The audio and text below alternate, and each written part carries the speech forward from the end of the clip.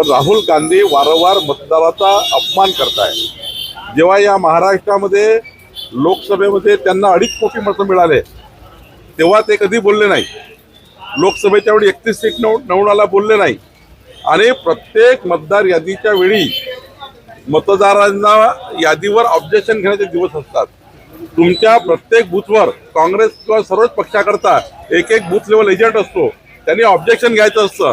तुम्ही कुठलं ऑब्जेक्शन घेतलं नाही, मतदार यादीवर ऑब्जेक्शन घेतलं नाही, मशीन सील करताना ऑब्जेक्शन घेतलं नाही।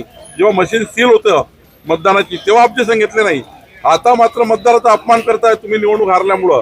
आताही माझी गॅरंटी त्यांना आव्हान आहे, चिखलीमधनं अजून एक निवडणूक आहे डिसेंबरमध्ये, नगरपालिका, महानगरपालिका, जिल्हा परिषदमध्ये।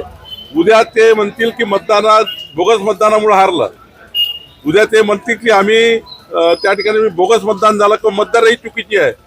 माझं आव्हान आहे की महाराष्ट्रामध्ये महायुती 51% मतं घेऊन जिंकणार आहे। येणाऱ्या सर्व स्थानिक संस्थेमध्ये आमचे जिल्हा परिषद, आमचे आमदार, आमच्या नगरपालिका, आमच्या जिल्हा परिषदा, पंचायत समिती आम्ही जिंकणार आहोत।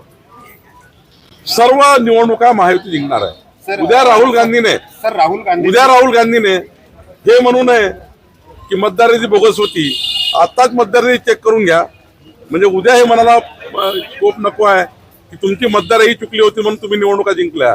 राहुल गांधी महाराष्ट्रात, देशात सर्वच निवडणुका हरणार असल्यामुळं आणि काँग्रेस पार्टीला महाराष्ट्रामध्ये सर्व सोडून चालल्यामुळं, जालन्यातनं कैलास गोरंट्याल सोडून गेले, धुळ्यामधनं कुणाल पाटील सोडून गेले, पुण्यामधनं संग्राम जगताप सोडून गेले, अनंतराव थोपटे सोडून गेले, या ठिकाणी परभणीमधनं सुरेश वरपुडकर सोडून गेले आणि विदर्भात तर इतका मोठा स्फोट होणार आहे की काँग्रेस पार्टी ही, एकही नेता काँग्रेस पार्टीत राहायला तयार नाही। हे जे स्फोट काँग्रेस पार्टी होत आहे ही काँग्रेस पार्टी सांभाळून ठेवण्याकरता कार्यकर्त्याची पळापळ मचल्यामुळं आणि राहुल गांधींना कुठलंही या देशाच्या विकासाचं व्हिजन नसल्यामुळं राहुल गांधीला या देशाच्या विकासाची नाडीच कळली नाही आणि म्हणून काँग्रेस पार्टी लोक सोडून चालले की पार्टी थांबवण्याकरता राहुल गांधी मतदारांवर आक्षेप घेत आहे, मतदानावर आक्षेप घेत आहे आणि मतदार राजाचा अपमान करताय।